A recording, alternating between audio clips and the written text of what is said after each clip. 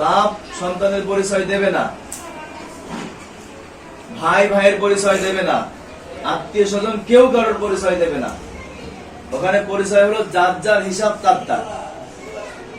আদম আলাইহিস সালাম থেকে শুরু করে আমাদের নবী পর্যন্ত এত লক্ষ লক্ষ নবী রাসূল সবাই ইয়া উম্মতি কি ইয়া নাফসি বলবে।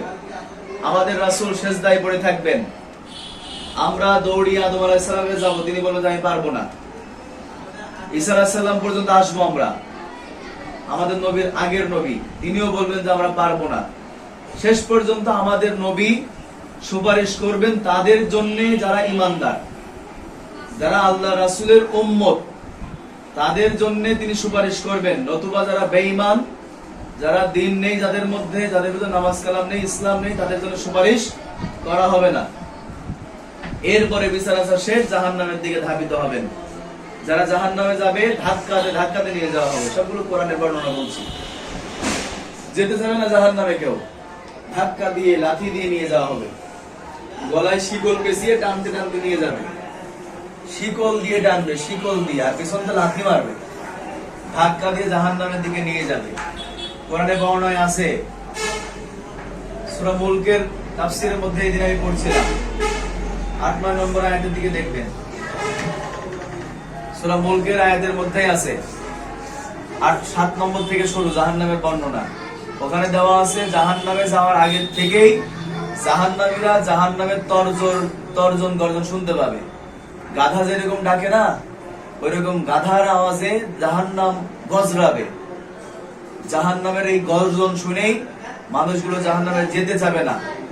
আর ফেরেশতারা গলায় শিকল বেঁধে টানবে, কেউ মাজায় বেরিয়ে পড়াবে, কেউ পিছন থেকে ধাক্কা দেবে, দিয়ে টানতে টানতে জাহান্নামে নিয়ে যাবে। তখন জাহান্নামে ফেরেশতারা প্রশ্ন করবে যে তোমাদের কাছে কি কোনো সাবধানকারী আসেনি, কেউ কি তোমাদের সতর্ক করেনি? তখন আমরা সবাই বলতে বাধ্য হব যে হ্যাঁ, আল্লাহ আমাদের কাছে বা ফেরেশতারা আমাদের কাছে, আল্লাহ রাসূল এসেছিলেন বা রাসূলের পক্ষ থেকে আমাদেরকে সত্যের বাণী জানানো হয়েছিল, কিন্তু আমরা সেটাকে মূল্যায়ন করিনি, অগ্রাহ্য করেছি, মানিনি, যেই কারণে জাহান্নামে আসা হয়েছে। তার মানে আল্লাহ দোষমুক্ত। আমাদের কাছে কোরআন এসেছে, সত্য বাণী এসেছে, হাদিস এসেছে, কোনটা সত্য পথ, কোনটা মিথ্যা পথ, কোনটা জাহান্নামের, কোনটা জান্নাতের, সব জানি না আমরা? বলেন না, জানি না আমরা?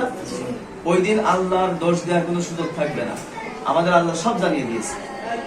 এই জন্য এখন সময়, এই সময়ের মূল্যায়ন করেন, দয়া করে জীবনটাকে নষ্ট করে ফেলেন না। ওই জাহান্নামের কঠিন মুহূর্ত থেকে নিজেদেরকে বাঁচানোর চেষ্টা করেন, নিজেরাও বাঁচেন, পরিবারকে বাঁচান, ওস্তাদদের দোয়া নেন, ওস্তাদদের জন্য দোয়া করেন, তারাও বাঁচুন, আপনারাও বাঁচেন। ফাঁকি দিলেই ফাঁকি পড়ে যাবেন, বুঝা গেল? আমি সেই কামনাই করছি আপনারা যোগ্য হাফেজ হন, আলেম হন, এই আল হিদায়া ইসলামিক ইনস্টিটিউট থেকেই সুন্দর মানুষের মতো মানুষের বের হন। এই প্রতিশ্রুতি দিতে পারবেন আপনারা? পারবেন ইনশাল্লাহ? তাহলে এই প্রতিশ্রুতি নিয়েই লেখাপড়া শুরু করেন। আমি চাচ্ছি আজকের থেকেই, আজ এবং এখনই, কালকের থেকে ভালো করে পড়বো এইটা না, আজ এবং এখনই পরিবর্তন প্রয়োজন, এখন থেকেই পরিবর্তন হবেন, আমি সেই চাওয়াটা চাচ্ছি। বুঝা গেল? বিকালে আমি দেখবো শৃঙ্খলা, এখন ক্লাসের শৃঙ্খলা, আজ এবং এখনই পরিবর্তন হয়ে যাবেন সবাই।